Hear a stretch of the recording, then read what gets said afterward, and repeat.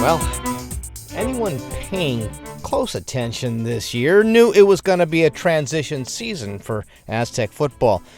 But there are transitions, and there's 3-7 overall to this point, 2-3 in the Mountain West, 2 conference games left.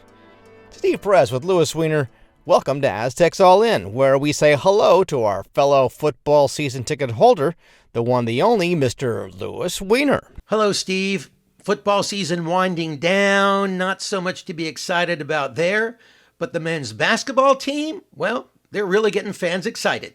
In this edition, Aztecs once again underdogs heading into a road game, this one against Utah State. The Aztecs hang with the number 3 team in the nation, but not quite enough there to make it a game. In Logan, the Aggies opened the week as 4-point favorites. Louis, this week, Coach Sean Lewis opened his meeting with the media with the P word, pride. Because that's what remains for this team at this point. That and finishing with a winning record in the Mountain West. And at their best possible overall record, 5-7. Lewis reporting that his players have a good attitude and mindset and are all about being open to learning from their most recent defeat. 41-20 fleecing in Sin City at the hands of UNLV, a team they lost to for just the second time in their last 10 games. Coach also saying his starting lineup made of the players giving the team the best chance to win, not foreseeing what those lower on the depth chart can do as potential starters. Also in this compilation, he discusses the role senior players like Marquez Cooper play in setting an example for younger players, including freshman QB Danny O'Neal. And finally, Coach Lewis talks about how those team leaders display continued commitment even after knowing a bowl bid is out of reach. We'll evaluate the way that we do each and every single week, right, and which position players give us the best opportunity to win as we go forward with it. Obviously, the opportunities are limited here as we go forward, right, but I think it's still the right thing to do to be able to pour into this current season, right, and to be, at best now 5-7, right, and who are the best guys that give us the best chance to do that and not start looking ahead, to the future. It's never been about that. We're going to be in the present and we're going to grow each and every single day the right way. Yeah, I think all the older guys, right, that are in the locker room, Coop being the one that we've talked a ton about, right, like that have the playing experience, again, and the depth of knowledge about the journey that each individual season is and the consistency of success that Coop has had throughout his whole career. There's obviously a ton that goes into that besides just what happens on game day. So being able to lean into that knowledge and, again, the knowledge of all the older guys that are in the building, to be able to take care of yourself, take care of your body, to have the mental fortitude, the resiliency to go through the year and to keep showing up the way that our team has. I think that's been imperative for the young guys to look at the older guys, to learn what this is, right, and the attention to detail that you need to have and the urgency that you need to have each and every single moment, yet knowing and understanding the whole marathon that is the season and the competitive stamina that's required, right, to do that at a high level. I think, again, like there's the external motivation that's always going to be there for various factors in all areas of their life, right? But, again, if you commit to something, you decide to something, early in the year, and you say that you're going to be something, and it's a testament to, our process and being the best that we can be day in and day out and improving and competing day in and day out, right? Like that's who you're going to be. You're committed to doing that. And so regardless of, the external factors that are out there, right? Like we said that we were going to be that early in the year, right? When things were fine, right? There was no good or bad to it. Well, if we said that, then let's be committed to that as we continue to go forward. And again, the way that they showed up, yesterday and the way that they're holding their heads high, I believe that we're going to continue to fight and we're going to do that at a high level. And again, we're going to put our best foot forward. Aggies had a banner outing against the Hawaii Rainbow Warriors. They exploded for 55 points en route to their third win of the season last week. 55-10, the final there.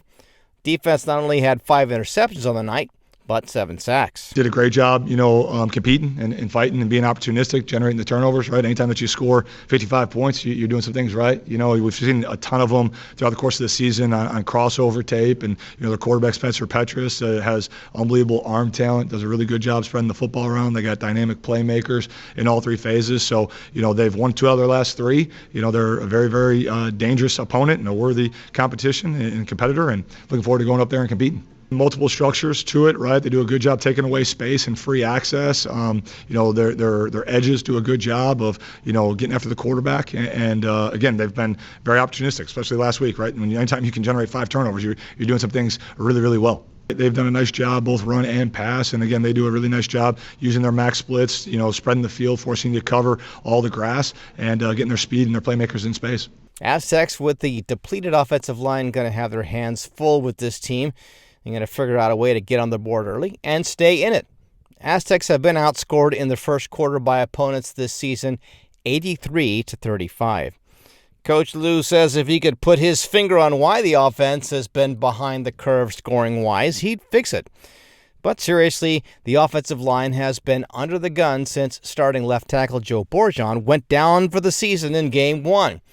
Here's a compilation of Coach Lou discussing the offensive line and the overall offensive performance that has resulted, which hasn't quite lived up to the early promise of AztecFAST. It is what it is, right? Just factually speaking. And each and every single week, those kids battle throughout the week in practice. Some guys are able to go, some guys aren't. But when it comes time to, compete and to be there for their team so that we can have the depth that we need to go be competitive, guys step up, do what's needed, and they compete for 4 quarters. And, that's all that you can ask for as a coach. Again, just a generation of explosive plays, right? Again, getting our guys in the right spots so that we can create those explosive plays. Because, again, anytime that you got to go the long way and you're getting 4 yards here, 5 yards there, 4 yards here, 5 yards there, right? Like there's just those long sustained drives for anyone, become challenging. Versus if you can get some chunk plays, right, and move the ball down the field and generate some tempo because of that, you're able to get the competitive advantage in your favor and, have a greater ability to score touchdowns and not just field goals. It comes to the positions that I'm putting the kids in, making sure that, they're in spots and with schemes that they feel most comfortable with so that they can settle in, and making sure that, as best we can, making sure that the guys who are going to go out there and take that first drive together are up and available to practice together. Because you get good by doing this collectively together, right? And again, it's just stating facts, and it's, again, something that everyone is going through. It's not unique to us, but we've just been bit hard by the injury bug this year, particularly offensively. And so having a group that is tied together, particularly in the offensive line, seeing the looks that they're going to see against multiple front teams that they're all going to be, so that we can be tied and wired together the right way so we can start fast in that regard is crucial to success. Aztecs' road record, Lewis, is 1-4. Their defense starts strong, but without any offensive oomph behind them for the most part this season, it tends to get exposed, and they've tended to spend a lot of time on the field. The lone bright spot has been consistent special teams play, number 6 in the country by an ESPN metric for efficiency. Utah State's home record, 2-4. They were picked 1 slot ahead of the Aztecs in the Mountain West in preseason polling. And here both teams are, identical overall in conference records. Lewis has had bowl game success against Utah State. The year was 2019. His Kent State team, the Golden Flashes, came out ahead in the Tropical Smoothie Cafe Frisco Bowl, 51-41. Lots of big picture talk toward the end of this meetup, Lewis. NIL, transfer portal, tampering issues. For me, a big picture topic tends to deal with the subject of resiliency and learning to figure out a way how to work yourself through tough spots. In life, you're going to get knocked down a lot, and the Aztecs football team has been knocked down this season. It's certainly helped in the character building department. Yeah, I don't think you can ever want to have, great hard character, right, or high character for that matter, and an easy life, right? Like if you have an easy life, you're never going to be tested, right? And if you're never tested, how the heck are you ever going to know what you're truly capable of, right? And so again, we faced a tremendous amount of adversity, the way that every single team has, right? The way that everyone has in their life, this year, right? And we face it in a lot of different ways. But again, our guys have unbelievable character, unbelievable fight, and through all the tests and through all the trials, they continue to show up, right? And so again, because of that, again, there's great young men in that locker room that make up our football program. They're led by great, men and women, in the leadership roles that are in this building. And because of that, I know that we're going to have tremendous success as we continue to move forward. That right there, Lewis. You hear that? That's confidence coming from the coach that better times are ahead. Now, see, to me, in life, you're only a loser if you quit. Or perhaps even worse, behave like a spoiled baby if things don't go your way. Like, say, the way we do when the Aztecs don't win. Early start to this one on CBS Sports Network, 12:30 Pacific, so it won't be a late-night viewing experience. And speaking of that, Lewis, Fox Sports 1 Network has set the time for the Aztecs' final game of the season. That's next Saturday's game against Air Force at Snapdragon for 7:30 p.m. Over you two now for some men's hoops, where Dutcher's squad faced some adversity of their own against nationally ranked Gonzaga. Steve, experience, size, and depth. If you truly want to analyze why the Aztecs lost to Gonzaga, the number 3 team in the nation, at Viejas Monday night 80-67, you can start right there. The Zags started a 6-year senior, a 5th-year senior, and 3 other seniors, and it showed. Credit the Aztecs for hanging with Gonzaga for pretty much the entire game and keep it from becoming a blowout, which almost happened a few times. But the gritty Aztecs did their best to make it a game, and it pretty much was until the final 5 minutes. It was a relentless Gonzaga team constantly pounding the ball to their bigs under the basket and either scoring or drawing a foul. The Zags went to the line an astounding 31 times, making 27. The Aztecs shot just 18 from the free throw line, making 13. So do the math. 27 minus 13 makes it a difference of 14 points at the line, and the Aztecs lost by 13.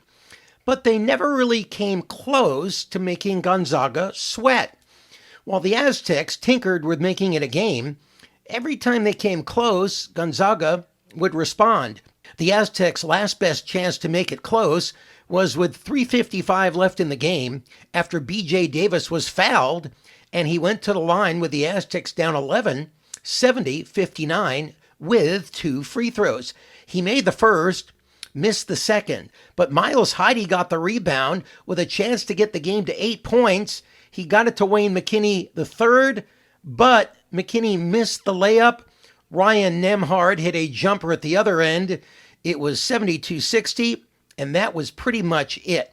While the Aztecs' bigs struggled to score for most of the game, Magoon Guath, Jared Coleman-Jones, Miles Heide, and Pharaoh Compton accounted for just 9 of the Aztecs' 67 points. The guards, with the exception of Miles Bird, who was back in the starting lineup after missing the Occidental game with a bad ankle, were exceptional. B.J. Davis, Nick Boyd, Wayne McKinney III, and T.J. DeGorville combined for 54 points. Boyd led the way with 23 on 6 of 10 shooting. Davis had 15, going 6 of 9 and 2 for 4 from 3. And McKinney scored 11, while DeGorville pitched in 5. Bird, who ended up playing 22 minutes, did not score, going 0 for 5, including a missed 3 at the end of the half that could have made it a 6-point game. Unfortunately, on the defensive end, the Aztecs had few answers underneath the basket.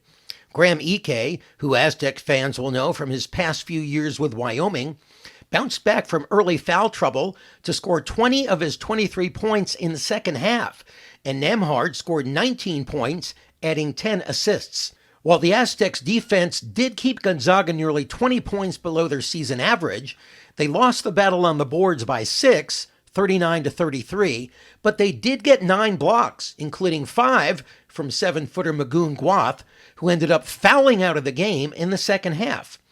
After the game, Aztecs coach Brian Dutcher said he was proud how his undermanned team hung in there. Obviously, we wanted to win. We're used to winning games like this, but we ran into a really good Gonzaga team with a lot of experience. I think that experience paid off for them. You know, there's not many things they haven't seen as a group and as a team. And like you said, Nembhard and Ike were dynamic. And Ike was dynamic. He did a good job in the post, but Nembhard fed him. I mean, Ike should take Nembhard out to dinner every night. As easy as he makes his life sometimes. He makes everybody's life easy. So Nembhard was really good tonight. He had 10 assists, 3 turnovers. And we hung in the game. I just figured if we could keep them to 74, we'd have a chance. You know, there were 6 losses last year. I think they scored 60 in 5 games and in the 70s in 3. And those are the ones they lost. So we kind of felt we had to keep them in the 70s to win. They got 80, which is 20 under their average right now. So in that regards, it was fine, but we had to hold them in the 70s and then make a few more plays in order to have a chance to win. And we didn't do it. So we grew during the game, but not enough to beat the number 3 team in the country. So the whole key to Aztec basketball is continuing to grow. And so we'll take lessons from this game and we'll put them to use immediately and go to Vegas and see if we can't beat a ranked Creighton team. So we knew this was going to be tough. I didn't think we gave in, but I didn't think we got close enough to make them feel us. Nick Boyd didn't really care that the Aztecs were playing one of the nation's best teams. He was still frustrated they weren't able to come up with the win. Obviously wanted to win. Definitely a great atmosphere. I want to thank the fans for coming out. We didn't execute the game plan to the best of our abilities, and that's what cost us. Yeah, I mean, I'm sure BJ too. We're not really here for moral victories or to play a game close. We're here to win, and we didn't do what was asked of us today. And we got to learn from that, and we got to learn fast because we got Creighton coming up. Yeah, great team. I mean, we just didn't execute the game plan on them hard. Let them get into the paint too easily, and then just getting over that hump. We cut it to 8, 6, 5. I don't know if we cut it to 5, but 9, 8 every now and then, and we give up a rebound. So, as a team that just got together, we got to learn how to get over those humps, and we got to learn fast. Steve, as one of the 12,000 plus fans in attendance, here's what I saw. A very talented group of Aztecs players who are still figuring out how to play with each other on both the offensive and defensive ends of the floor. On defense, the switching wasn't crisp, it wasn't smooth, and on offense, the players weren't always in the spots they were supposed to be, or at least where some of the players thought they were supposed to be. So this is a work in progress, and it doesn't get any easier in the short term. Next week, the Aztecs travel to Vegas for the inaugural Players Era Festival, where it's guaranteed $1 million in NIL money. And first up, number 14 Creighton on Tuesday at 11 a.m., followed a day later by 4-0 Oregon, and then Texas A&M Saturday the 30th, and then another game against a top-ranked opponent. Then conference season starts right after that with the Aztecs traveling to Fresno State. So there's plenty to be optimistic about. I think this team will end up being very good, but Steve, how long that takes to get there is anybody's guess. And that will do it for this edition of Aztecs All In. Thank you so much for listening. We'll be back following Saturday's Utah State, San Diego State football game. Please follow us on the X at Aztecs_all_in. You can also drop us a line at aztecsallin@gmail.com. So until next time, for Steve Perez, I'm Louis Weiner. So long.